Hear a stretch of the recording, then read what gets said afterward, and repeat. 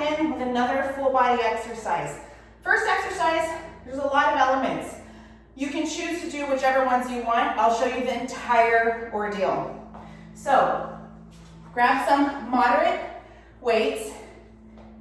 Chest is tall. We're going to do a single leg RDL. Kick back, stand back up, lunge, bicep curl, shoulder press, pulse on the lunge, come back up, RDL, stand up, lunge and bicep curl, pulse with the overhead press.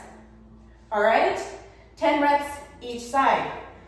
Then we're going to get down into a renegade row. All right, so have your hands on your dumbbells, palms are facing in a neutral grip. Get up in a plank position, core tight, glutes are tight. Try not to twist your hips. Row, row, modified version, knees down, push up. Come right back up. Row, row, knees down, and push up.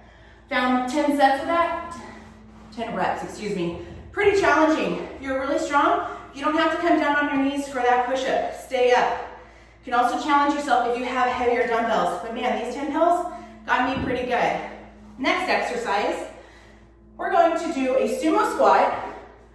Hands in front of body, palms facing out. Keep your chest high.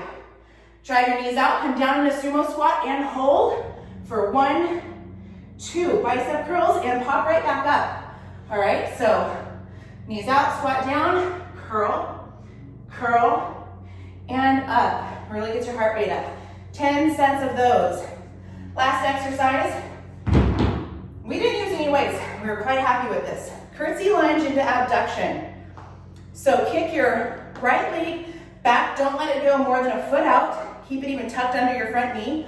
Curtsy, come up, grab your balance, abduction, pulse.